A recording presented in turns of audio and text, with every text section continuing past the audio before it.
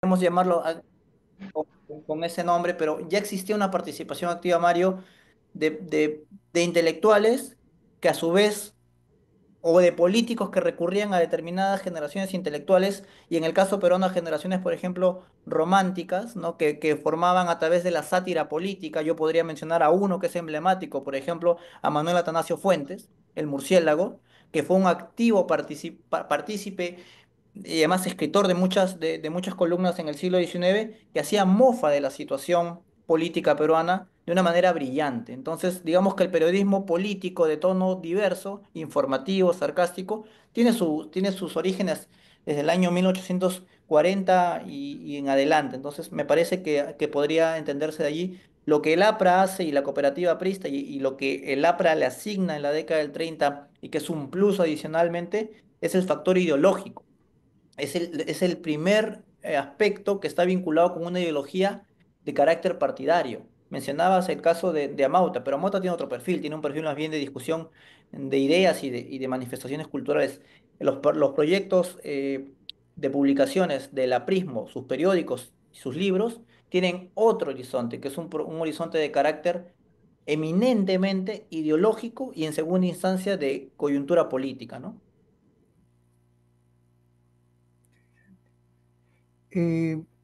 Compañero Santiago Bejarano, tiene usted la palabra. Muchas gracias. No sé si me oyen, ¿me escuchan? Sí, sí, se escucha, sí, se escucha. Ya, muchas gracias. Un brevísimo comentario y después una pregunta al distinguido profesor.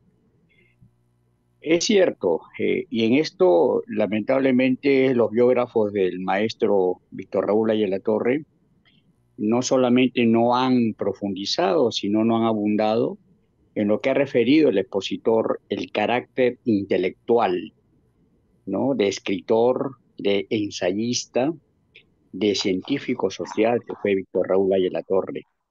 Un hombre que, como sabemos, cuando viajó a muchos países de América Central, de América del Sur, de Europa y de Asia, era un acucioso observador, analista, y eso lo fue transmitiendo no solamente en sus ensayos, sino como todos sabemos en sus crónicas de viaje, en sus encuentros con grandes personalidades y personajes del mundo intelectual, académico y político del mundo. De manera que eso quiero no solamente rescatar, sino subrayar lo que ha sostenido el profesor, el valor, la valía intelectual, académica del maestro Víctor Raúl Ayala Torre. Todos sabemos que él escribió mucho y de una profundidad realmente admirable sobre la batalla de Ayacucho, sobre Tupac Amaru y sobre temas que no tenían una, digamos, una base propiamente política, sino de análisis científico, de análisis histórico. Ese era mi pequeño comentario que quería acotar. La pregunta al distinguido expositor es la siguiente. Ha sostenido, y creo que es así, creo que es verdad, que en los años 30 hasta el 34, la prédica, la propaganda del aprismo, a través no solamente de sus líderes, sino también de quienes no eran líderes, pero que eran escritores, eran observadores, la prédica unionista, antiimperialista y continentalista del aprismo. Después, las razones que explican algunos biógrafos, historiadores, es de que Ayala Torre viene al Perú para las elecciones nacionales y un poco como que se deja y no se continúa con esa prédica continental, antiimperialista. Quisiera que el distinguido expositor, a ver si nos da otros elementos de juicio, otras miradas, otras lecturas, de por qué el unionismo continental no se continúa, no solamente en su producción ideológica, sino también en obras, ¿no? De carácter cultural, de carácter político. Esa sería mi pregunta y mis adelantadas gracias al distinguido expositor que esta noche nos está ilustrando con un tema muy, muy importante. Gracias. Muchas gracias, Santiago, por su comentario. En principio, respecto del primer comentario, es cierto, yo creo que prolífica y extendida la actividad de Haya de la Torre, sobre todo el Haya de la Torre en el exilio, en su primer exilio, es importante, es tremendo. La recopilación que está en el libro Por una emancipación de América Latina tiene crónicas maravillosas de la coyuntura política internacional de la época. Haya de la Torre es uno de los dos grandes intelectuales, de los dos primeros grandes intelectuales latinoamericanos que discuten el asunto antiimperialista en la región. El otro, simultáneamente, es el argentino Manuel Ugarte, que tiene esa mirada allá de la torre, ligeramente anterior, pero la mirada y la potencia que haya de la torre discute con los soviéticos y los bolcheviques en la propia Unión Soviética, discute con intelectuales de un calibre de un nivel muy alto. Aya de la Torre publica en el año 26, que es el APRA, en una revista inglesa, que era además una revista que estaba dirigida por comunistas. Es decir, Aya de la Torre tenía esos espacios para debatir y discutir en una definición ideológica que él está buscando, porque él se declara marxista. Él declara que su trabajo era un trabajo de naturaleza marxista, pero precisamente en esa década se está definiendo como una década crucial para luego definir su propia ideología y la propia concepción de lo que va a ser el significado del APRA. Entonces, hay elementos muy interesantes. Yo siempre voy a mencionar el modelo en distinción cuando ocurre la ruptura con el comunismo en Haya de la Torre, cómo el tránsito del referente de la Revolución Rusa se traslada para Haya de la Torre a la Revolución Mexicana. Haya de la Torre está en México algunos años después de la Revolución Mexicana y con la efervescencia absoluta. Aya de la Torre trabaja muy cerca con José Vasconcelos, quien era ministro de Educación de la Revolución y además que se encarga de hacer uno de los planes educativos más importantes en México, que es la alfabetización y la publicación extendida de libros. Se editan cientos de miles de libros con Vasconcelos, el primer Vasconcelos, porque luego el segundo Vasconcelos se hace fascista, pero eso es otra historia. Entonces, el nivel de contacto de Haya de la Torre en esa particular década de aprendizaje es un Haya de la Torre bastante joven y que llega al Perú en el 31 con una potencia ideológica, con una formación tremenda. Y para responder a a la pregunta, creo, Santiago, esto tiene que ver ya con otras cosas.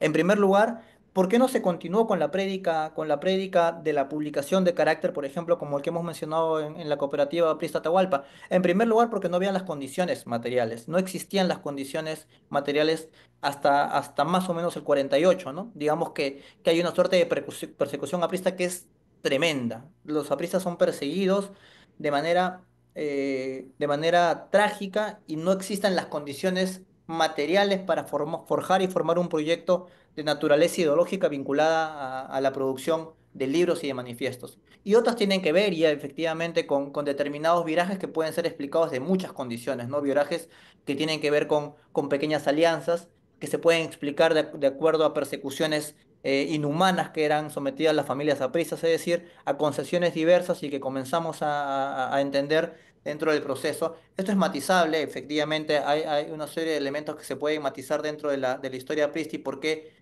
se va perdiendo la mirada de naturaleza antiimperialista y continental, pero también porque los tiempos son diferentes, comienzan a articularse diferentes elementos. Me parece que otro compañero que trabajaba muy bien también la mirada continental dentro del discurso aprista es Tito Agüero. Tito Agüero tiene trabajos que vean la repercusión del APRA en otros espacios y cómo el APRA inspira también a otros movimientos nacionales. Pero en principio yo podría decir eso y adelantar que las condiciones no existieron para mantener ese discurso y que los tiempos fueron cambiando también. No Haya de la Torre no autorizó la publicación del antiimperialismo y el APRA por décadas en el Perú. Se publicó en Chile, ¿no? Se había publicado un primer boceto, pero tiene que ver con eso. Y otro elemento también que quiero mencionar, que es importante dentro de la discusión digamos, internacional a la que haya está situado, es su debate con Julio Antonio Meilla, ¿no? Es otro debate con un dirigente comunista cubano que tiene presencia en México y que forma también eh, parte de lo que Haya de la Torre va a responder el significado y la relevancia del APRA, ¿no?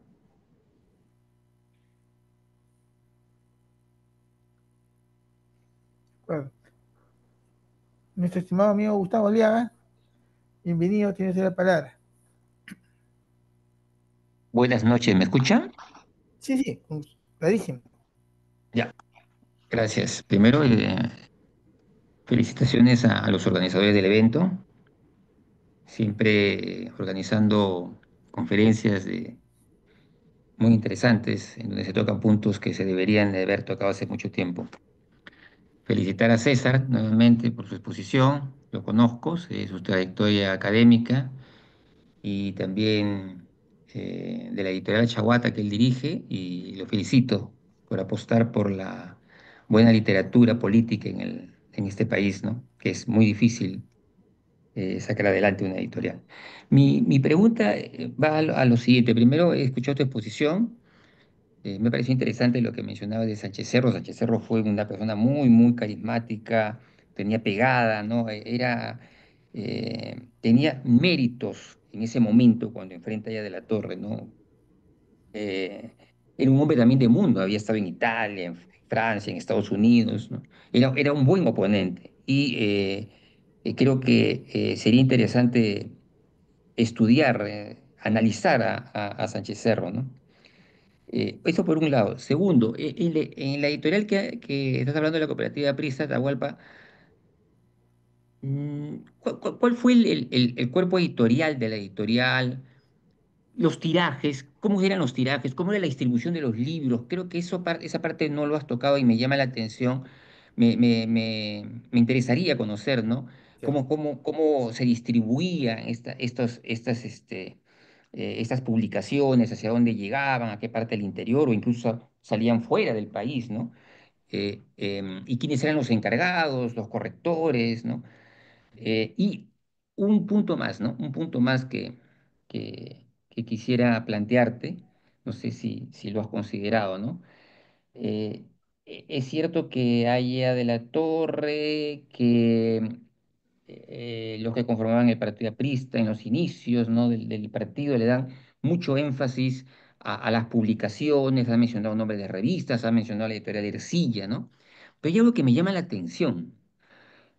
Tú recordarás que Lenin utilizaba mucho el cine, la famosa película La Huelga, por ejemplo, ¿no? O el acorazado Potemkin, ¿no? Eran, eran obras cinematográficas que eran de divulgación del pensamiento comunista. Precisamente La Huelga, que podemos verla online, se inicia con se inicia con una frase de Lenin. Eh, en el Perú el cine aparece en 1911. Están los inicios ahí. ¿Ya? Me llama la atención que los que formaron el partido, los organizadores, no sé, o tal vez sí lo han hecho y nos podrías ilustrar en eso. Hay vídeos, hay algunas producciones cortas, aunque sea cortometrajes, o el uso del cine, como lo hizo Lenin, y no olvides de que Aya llega a Rusia, donde contempla esta Rusia leninista. Él no conoce a Lenin porque Lenin ya había fallecido, conoce a la viuda, ¿sí? Pero él se empapa de toda la propaganda que también ellos utilizaban. Entonces, me llama la atención que no se haya llevado a cabo algunas producciones, y es lógico que fue un partido perseguido, eso lo entiendo, pero que eh, no sé si se realizaron algunas producciones audiovisuales, ¿no? O en todo caso, pues, producciones que generaran, que llevaran el mensaje del Partido Aprista a la población, ¿no? Te agradezco mucho y nuevamente reitero mis agradecimientos.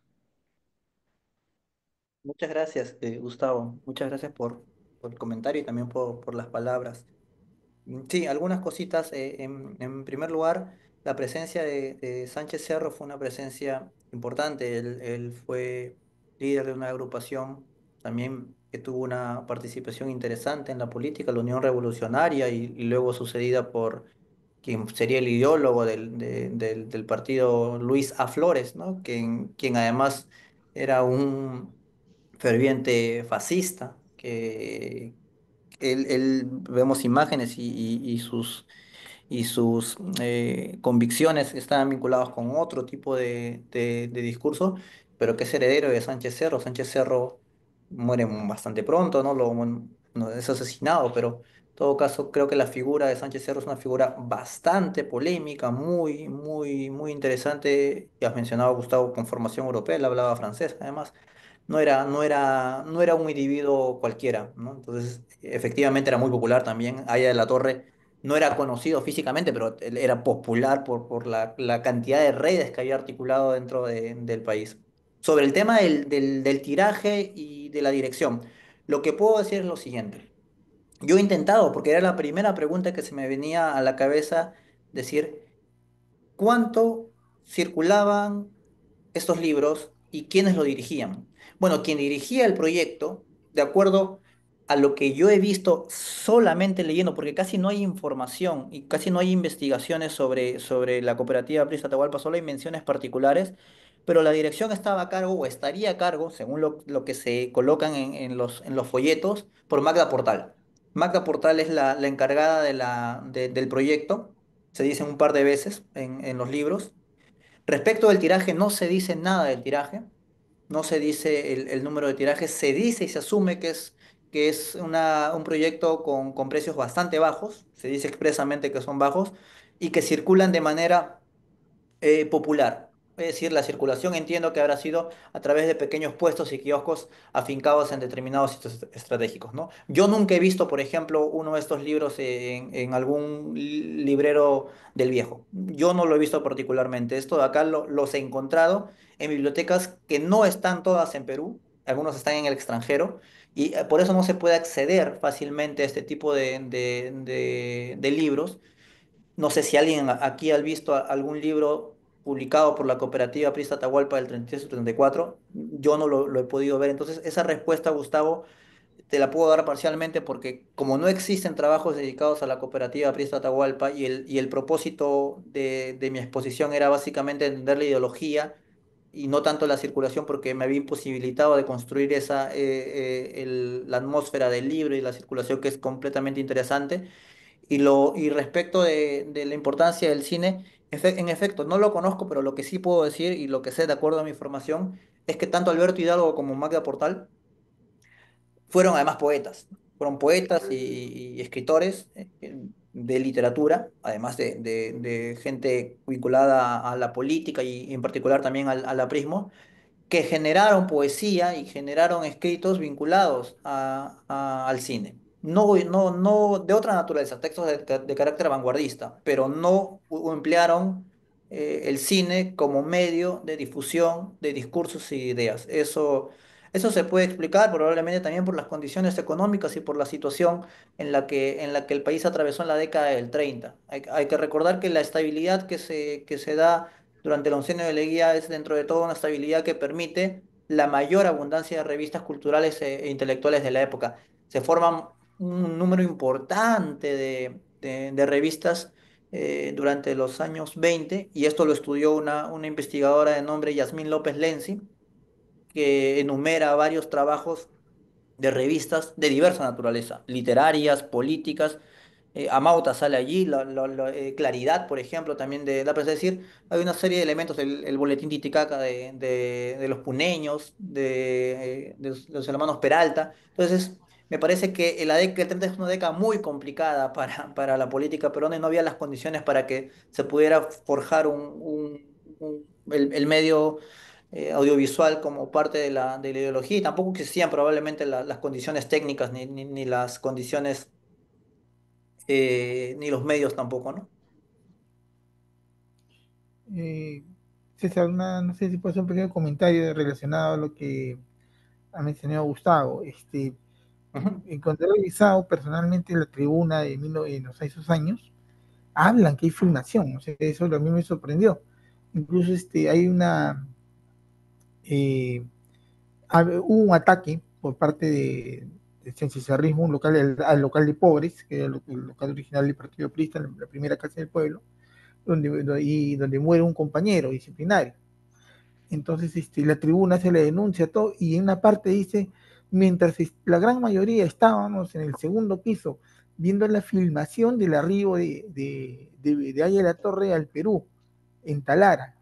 Nos atacaron, o sea, había una filmación, y después en otra parte también dice, a otro número dice, invitamos para que puedan ver las filmaciones de la gira, de la llegada de Víctor Raúl, su visita a Iquitos, ¿no? Que solamente existe fotos no muy claras, lamentablemente.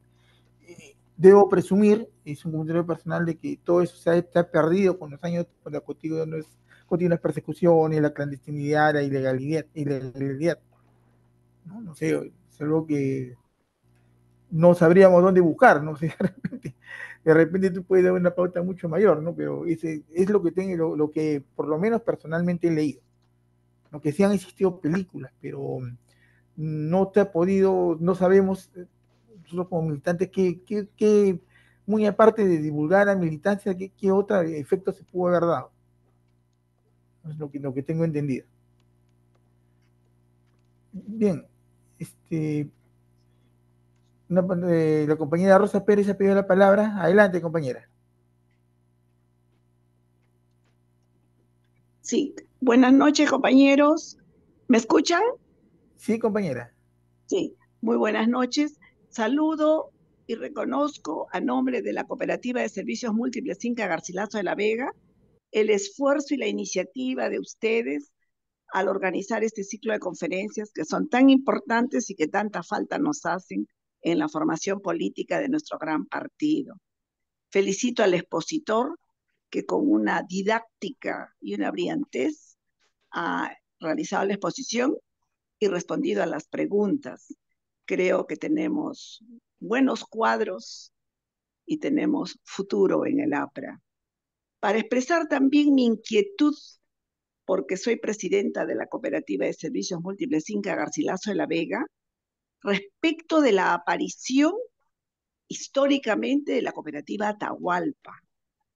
Les expreso a todos ustedes de que en la historia del cooperativismo peruano, en algunos escritos que tenemos en el Movimiento Cooperativo Nacional, no figura dicha cooperativa.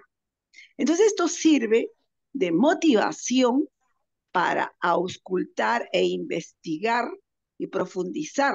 Le tomo la palabra al expositor. Hace falta seguir buscando, seguir indagando, investigando respecto en el momento en que se forma, y qué emblemático que una mujer como Magda Portal, que después se apartó del movimiento, pero que en su momento jugó un rol muy importante, entonces fue la que dirigió la cooperativa Atahualpa.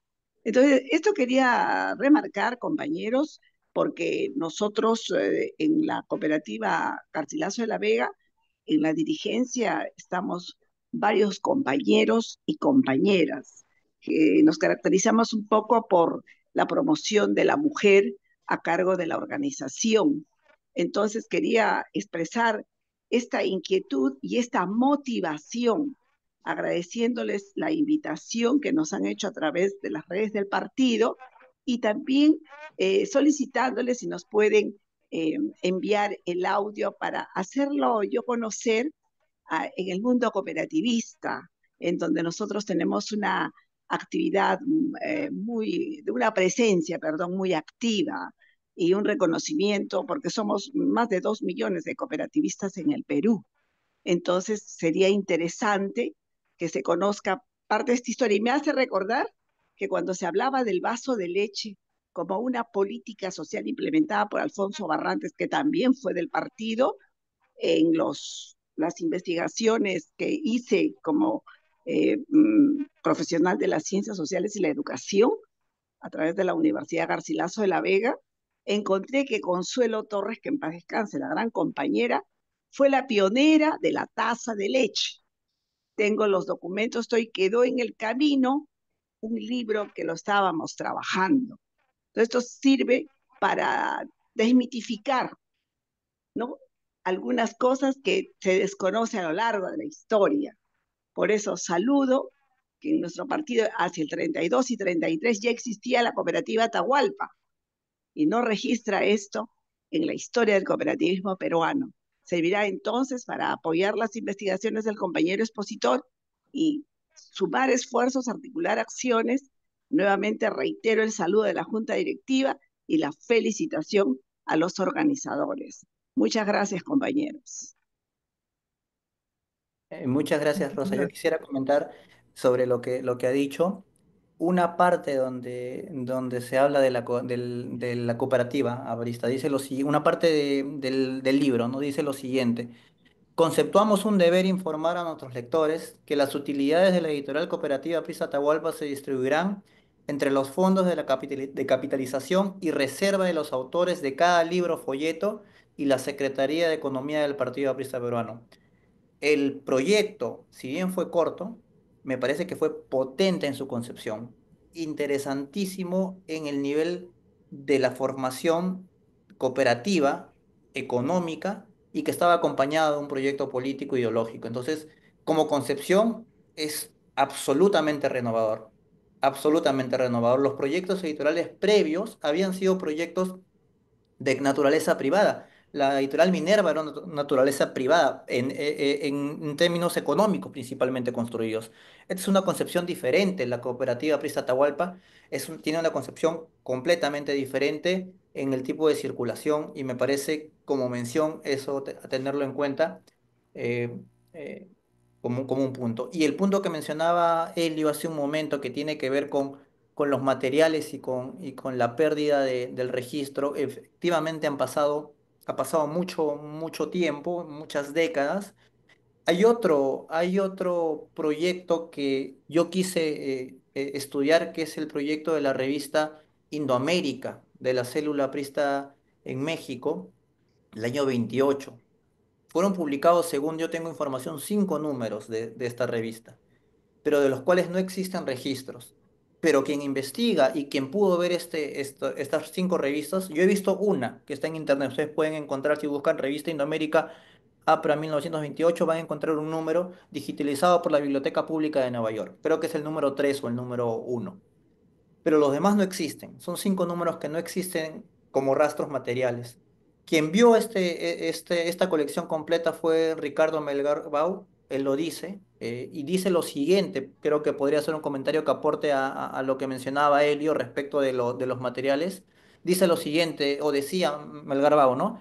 En el año 80 nos tocó asumir el papel de mediador en el proceso de donación del valioso archivo documental y colección hemerográfica aprista de Eduardo Enríquez Cabrera a la Biblioteca de la Escuela Nacional de Antropología e Historia. En 2009, provistos de una cámara digital, pretendimos realizar un registro de calidad para su posible edición digital. Hablamos de la revista Indoamérica, pero nos dimos con la ingrata sorpresa de que habían desaparecido.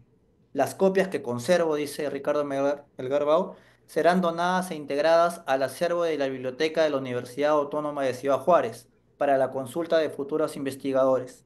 Igualmente serán donadas a dicho acervo las fotocopias de los 3 primeros números de Indoamérica, del Fondo Enríquez Cabrera y también de los fondos 4 y 5 existentes en la Biblioteca Nacional de Antropología e Historia de México. Esos números no existen. Yo he escrito a la universidad en la ciudad de Juárez y no existen. Me he comunicado con la hija de Ricardo Melgarbao, no existen. Es decir, ese tipo de pérdida de material que es valioso y yo me comprometo a colocar todos estos libros que yo he tenido acceso a la lectura, los he escaneado todos, a colocarlos de manera virtual para que cualquier persona los pueda revisar y conocer en primera fuente. Tengo el escaneo lo mejor posible porque son libros muy antiguos, pero felizmente he conseguido de la lista casi el 80% para el escaneo y para que pueda ser leído por la comunidad y esto sea compartido y se generen más trabajos y más reflexiones porque son libros y material que se desconoce, ¿no? Y que se va a terminar perdiendo en un fondo bibliotecario que nadie va a revisar, ¿no? Muchas gracias, César, tanto por la intervención como por la voluntad que se pone para poder cuidar lo que muchos, desgraciadamente, y no, ya no quisiera tocar el tema, prefieren olvidar o destruir. ¿No? Desde este pequeño rincón que es este Instituto Interamericano de reciente fundación y el Comando Nacional de Acción de la Plata, tratamos de conservar no solo la tradición y la música prista, sino también rescatar todo lo que es nuestro acervo. ideológico, político, doctrinario, ¿no? Y nosotros siempre comentamos, no es el primer evento que hacemos, lo comentamos, tenemos varios en el año, no solamente este año, los años anteriores, y siempre tratando de profundizar cómo nos ven desde afuera, más que cómo vemos desde dentro, sino cómo nos ven desde afuera, ¿no? Y vamos encontrando cosas bastante positivas, cosas muy interesantes, siempre en función de la propia crítica, autocrítica, mutocrítica, ¿no? Cuando habla de Sánchez Cerro, recuerdo mucho al desaparecido compañero Jesús Guzmán, ¿no? Mentor de estos programas, lamentablemente desaparecido a mediados de este año, que siempre le preguntaba a Víctor Raúl, nos contaba de que siempre le decía, le decía, no creas que el sanchezerrismo era un aluvión, era un partido organizado, decía. Era un partido de masas, con cuadros bien definidos, no subestimen. Eso le decía Víctor Raúl a la juventud de esa época. Era un partido muy organizado, eso estoy recordando en estos momentos. Pero bueno, son momentos para otras conversaciones que sin duda alguna tendremos. ¿Alguna pregunta adicional, por favor? ¿Algún compañero que desee preguntar? Bien, no habiendo más preguntas, primero le queríamos agradecer a César Coca, ¿no?, su intervención el día de hoy, su posición.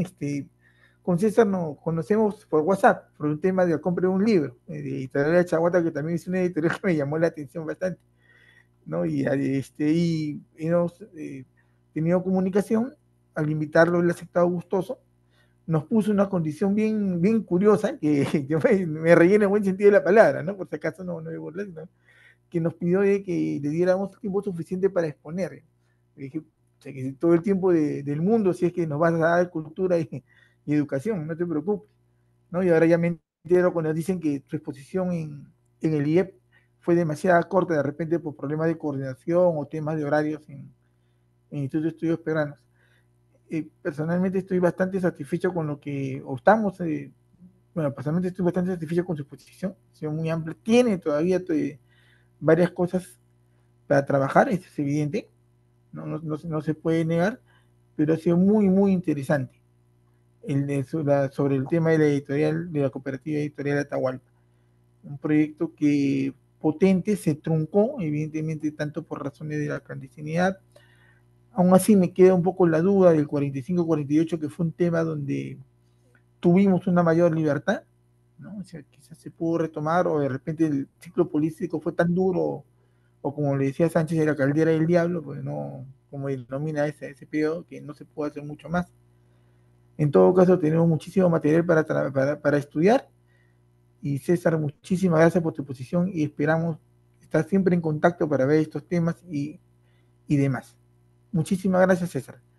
Gracias, Elio. Si me permite un par de minutos, me preguntaba Adelante. en dónde se va a colocar el material que estoy escaneando.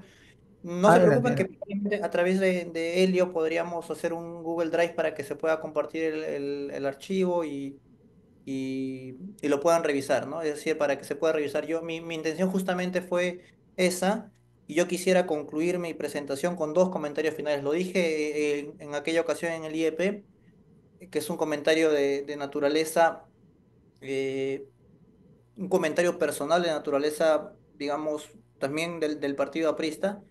Me da la impresión, y esto lo digo con la mayor honestidad que yo puedo, me da la impresión de que la dirigencia de quienes detentan hoy el PAP es una dirigencia que absolutamente desconoce la historia ideológica e intelectual del partido.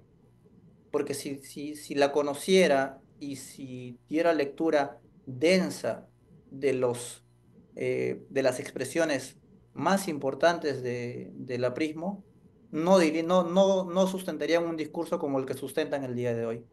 Es una traición absoluta a los orígenes de un partido de una mirada continental, antiimperialista, de una suerte de doctrina que es por todo lugar bastante admirable como discurso y como potencia.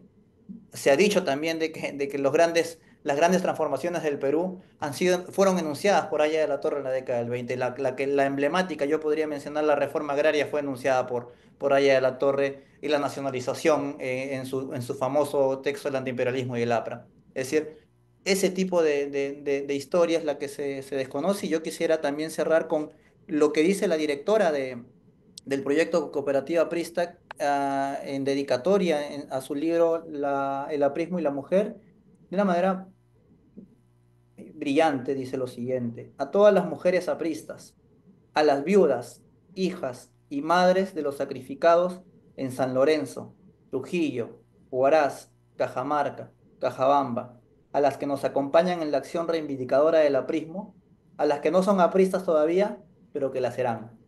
Es fantástico. A mí eso me encanta, esa visión y una lástima la historia de Portal, pero en el contexto del 30. Así que les agradezco mucho el tiempo y de verdad la disposición siempre va a estar de mi lado y nos comunicaremos pronto, seguramente. Gracias, gracias, César. ¿No? Desde este pequeño rincón, nosotros tratamos de salvaguardar para las futuras generaciones nuestra ideología y doctrina y nuestra acción política, ¿no? Con sus aciertos y errores, pero siempre aportando a la historia del Perú y de Indoamérica. Bien, les doy las gracias a todos los participantes. Los invito a participar en la siguiente conferencia que estará a cargo de nuestro amigo el doctor Eduardo Yalán, que también es continuo asistente a nuestra como participante como público en general a nuestros eventos. Ahora va a estar como expositor. Él verá el tema de la filosofía geológica, Antenor Orrego y la intuición fundante del sentido estético político de la vida americana. Va a ser este viernes 22 a las 8 de la noche vía Zoom. Entre hoy y mañana se les dejará en el respectivo chat el enlace respectivo. Por nuestra parte, muchísimas gracias. Muchísimas gracias por su participación. ¿Ya? Y los invito nuevamente para este viernes a las 8 de la noche para la exposición del doctor Eduardo Ayala. Muy buenas noches con todos. César. Gracias. Hasta luego. Gracias, César. Muchísimas gracias. Agradeceré, me devuelvan la administración para cerrar el acto. Así, así por favor, César. Sí, César tiene la administración, si fuera tan amable de devolverla, por favor. Sí. ¿La cierro o cómo? Devuélvela, por favor, para cerrar las grabaciones. A ver. César, discúlpame, me crees, no te había presentado al compañero Héctor Alba, que es Un gusto conocerte.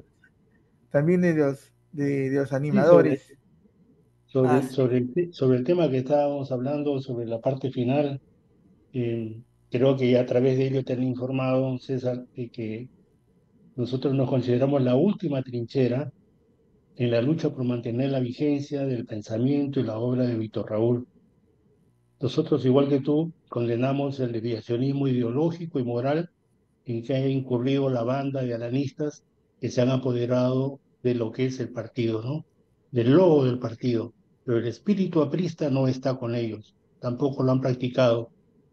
La mayoría de estos pseudo dirigentes que usurpan esta representación del partido carecen de formación y de trayectoria partidaria. Entonces, de ahí viene ese rompimiento y esto base en un debate interno que se hace público cuando ya el 2009, en pleno segundo gobierno de Alan García, compañero Jesús Guzmán, en una entrevista que le hace César Hildebrand, hace público el deslinde, ¿no? De la relación que la militancia aprista honesta y consecuente tiene con respecto a esa cúpula que encabeza primero Alan García y que ahora han quedado pues los que fueron sus secundones, ¿no? Entonces existe eso, ¿no? Ten la seguridad que cuando estamos participando en eventos de esta naturaleza que no organiza Alfonso Ugarte, es porque nuestro espíritu es distinto, ¿no? Y agradecemos, ¿no? Agradecemos ese aporte como el tuyo, que nos has hecho llegar en una información tan interesante y para muchos nueva, ¿no? Completamente nueva. Hay un compañero Trumle, Truller, un famoso cineasta de los años 40, ¿no? Él sí hizo un trabajo de cinematografía en el partido, ¿no? Él es de origen francés, era su apellido, Truller, él era de Barranco, yo lo conocí. Él es el que hace la obra esta, o sea, en base a las filmaciones de él, se hace ese video que se llama Esto es el APRA, ¿no? Hay una filmación que está en YouTube. Él es el que la hace, ¿no? Sí. Yo lo conocí y también fui alumno de él, porque él iba a la CHAP y nos dictó clases de cinematografía, nos dio 4 clases de cinematografía, que después nos sirvió mucho, ¿no? Para poder, el día que asistíamos a ver una película, conocer lo que se hablaban de los contrastes de colores, cómo el director, al dar cierta tonalidad a la película, estaba ya condicionando al espectador a un tipo de presentación, de espectáculo, ¿no? También hablaba de los diálogos, ¿no? En fin, cosas muy interesantes, ¿no? De cinematografía. Y realmente celebramos, al menos en mi caso, el poder conocer a un intelectual de tu calidad y tu talla. Felicitaciones por el trabajo. Muchas gracias, Héctor, y además le agradezco porque siempre que participo en un evento que no tiene que ver con el partido, que no, yo no, me No, parece, Milita, sí sabemos. me parece que reúnen siempre una comunidad y eso hace ver que las ideas están presentes del aprismo y se encuentran presentes en todos los circuitos. Nosotros, particularmente yo tengo una admiración tremenda por la historia del APRA, investigo varias cosas, pero me he afincado en una parte, entonces me da alegría que se puedan reunir un conjunto de compañeros y de compañeras y que podamos conversar. Y espero que en algún momento el grupo que tienen tenga la capacidad para articular y remecer y formar y desestructurar lo que se está dando como una traición, ¿no? Entonces espero que se pueda dar en algún momento. Pero me alegro y que siempre reúnan su comunidad. Es absolutamente admirable, más en estos tiempos, ¿no? Mucho más en estos tiempos. Gracias, Gracias, muy gracias. amable. Que les vaya Ahora sí, bien. si gustas, ahora sí, si gustas, puedes terminar el acto, ¿no? No hay problema. Listo, ya Buenas lo noches. pasé, ya lo pasé, Héctor. Ya pasé Ok, la. perfecto.